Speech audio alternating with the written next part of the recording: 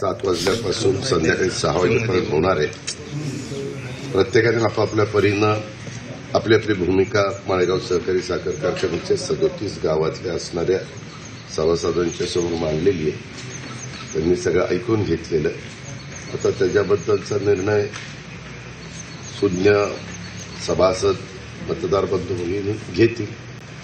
लोकशाही आणि त्याच्यामुळं त्यांच्या सद्विवेक बुद्धीला स्मरून कोण कारखान्याचा सर्वांगीण विकास करेल, कोण सातत्याने वरच्या क्रमांकाचा सगळ्याचे विचारपूर्वक ते निर्णय घेतील असं मला विश्वास आहे. दादा, मुख्यमंत्री म्हणून आपण त्या पदावर म्हणजे हे असताना देखील आपण डायरेक्ट माळेगावच्या चेअरमन पदाची भूमिका स्वीकारली. तुला काय त्रास होतो? तो माझा अधिकार आहे. मी काय स्वीकारावं? मी आता माझ्या सहयोग गृहनिर्माण संस्थेचा चेअरमन आहे. तुला काही त्रास आहे?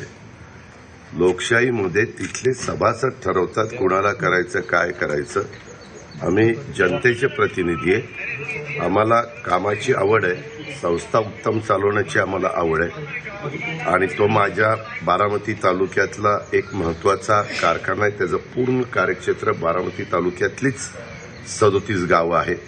छत्रपतीला तर इंदापूर बारामती 2 तालुक्याचं कार्यक्षेत्र आहे. सोमेश्वरला बारामती पुरंदर खंडाळा आणि एक पाडेगाव असं कार्यक्षेत्र आहे. आणि मी इथलं 35 वर्ष प्रतिनिधित्व करतोय. त्याच्यामुळे जवळपास 1,00,000-1,25,00,000 लोकांशी आर्थिक संबंध येणारी ही साखर कारखानदारी ही संस्था आहे. आणि त्याच्यामुळं मी त्याच्यात ह्या पदावर जाण्याच्या करता उमेदवारी अर्ज भरलेला. छत्रपतीप्रमाणे दादा, जर माळेगावची निवडणूक म्हणजे हे करण्याचा आपण का प्रयत्न केला जात? माझी तुम्हाला विनंती आहे की जे आता झालंय ते उकळून काय काढून उपयोग आहे. आता आज मतदान होतंय. ब वर्गाचे प्रतिनिधी इथं मतदान करतायत. बाकीच्या 67 ठिकाणी इतर मान्यवर वेगवेगळ्या ठिकाणी मतदान करतायत. मला असं वाटतं की हा प्रश्न आत्ता विचारण्याची वेळ नाहीये.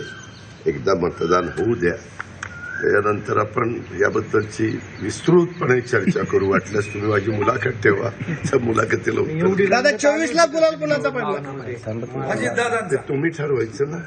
एवढी रंगत म्हणजे रंगत कुठली आली? तुम्ही मीडियाने आणली. मीडियाने आपल्या सगळीकडे बघा, अमके विरुद्ध अमके, अमके विरुद्ध तमके सगळं तुम्ही दाखवता. मीडिया याच्यामध्ये महत्वाचा घटक आहे. मीडियाने जर ते दाखवलं नसतं तर कुठे चर्चाही झाली नसती. अर्थात तुमचा तो अधिकार आहे. तुम्ही ते दाखवताय. तुम्ही त्या पद्धतीनं लोकांना बातम्या सांगण्याचं काम करतायत, माहिती देण्याचं काम करतात. दादा, बीडीसी बँकेमध्ये जे प्रकरण घडलं त्या संदर्भात एसआयटी चौकशी व्हावी अशी मागणी खासदार सुप्रिया सुळेंनी केली. हे मला कुणी काय मागणी केली त्याला उत्तर मी देत बसत नाही. तो त्यांचा प्रश्न. आता मी तुम्हाला उत्तरं दिली, तुम्ही दुसऱ्याला विचार. अजित पवार आता असं म्हणलं, तुमचं काय म्हणणं आहे? अरे तुमचं काय म्हणणं आहे? तसं माझं मत मी तुमच्या पुढे मांडलं की नाही. इतरांचं प्रत्येकाला त्यांच्या मनाला जे योग्य वाटेल ते उत्तर देण्याचा अधिकार संविधानाने दिलेला आहे. त्यांनी ते उत्तर दिलेलं आहे. मला ह्याच्या कुणाच्याही उत्तरावर माझी नो कॉमेंट्स. रात्री 11 वाजता उडी ठेवली गेली. तुमच्या मार्गदर्शनाखाली बँक चालते, आरोप केला जातो. माझ्या मार्गदर्शनाखाली बँक चालत नाही. मी बँकेच्या डायरेक्टर पदाचा 2 वर्षापूर्वी बहुतेक राजीनामा दिलेला आहे. 2.5 वर्ष झाली असती.